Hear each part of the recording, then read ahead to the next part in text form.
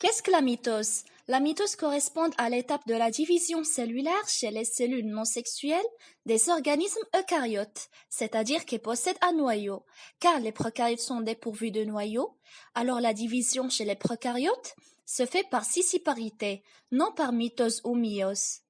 Parmi les caractéristiques de la mitose, il produit des cellules somatiques telles que spermatozoïdes et ovules, a lieu partout dans le corps. Les cellules filles sont diploïdes avec 46 chromosomes et les cellules filles sont identiques l'un à l'autre et à la cellule mère. Alors pour comprendre comment la cellule mère peut donner deux cellules filles, on va étudier ce graphique qui représente les variations de la quantité d'ADN au cours du cycle cellulaire. On observe qu'elle est constituée de 4 phases. Première phase G1 qui est une phase de croissance et prépare la réplication. Ensuite la phase G2 c'est une phase de croissance aussi et prépare la mitose. La mitose comprend 4 phases. Première phase appelée prophase, d'où l'ADN se condense en chromosomes à 2 chromatides. Ensuite, métaphase, d'où les chromosomes se positionnent au centre de la cellule.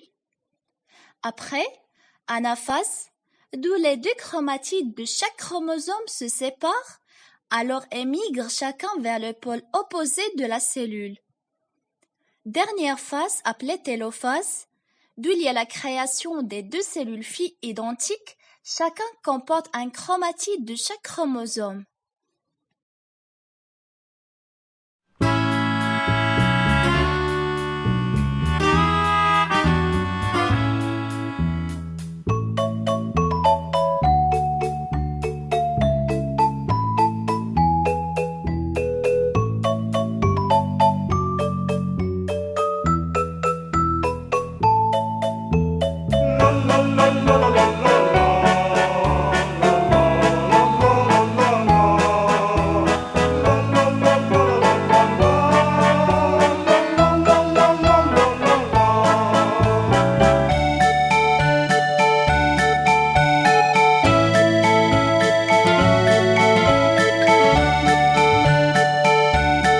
Ce qui concerne la méiose c'est la division de la cellule en 2 étapes, avec réduction de moitié du nombre de chromosomes. Elle est caractérisée par la production de 4 cellules, production des gamètes, a lieu dans les gonades, c'est-à-dire ovaires et testicules. Les cellules filles sont haploïdes avec 23 chromosomes, ainsi que les cellules filles sont uniques et non identiques. La méiose est généralement constituée de 8 phases.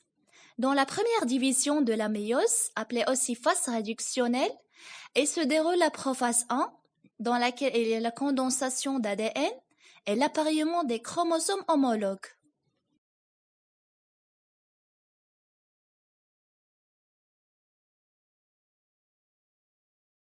Et dans la métaphase 1, la condensation des chromosomes est maximale, les chromosomes homologues se disposant de part et d'autre du plan équatorial de la cellule. Dans l'anaphase 1, les chromosomes homologues se séparant et migrent à chaque pôle de la cellule.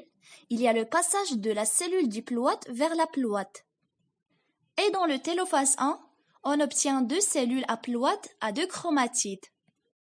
Maintenant, la deuxième division de la méiose, appelée aussi division équationnelle, comprend la prophase 2. Elle est presque identique à la prophase 1, mais rapide car les chromosomes ne sont pas condensés.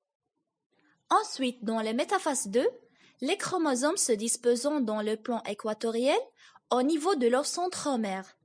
L'anaphase 2, caractérisée par le clivage des centromères et migration de chaque chromatide à un pôle de la cellule. Dernière étape, le télophase 2. On obtient 4 cellules haploïdes à un chromatide.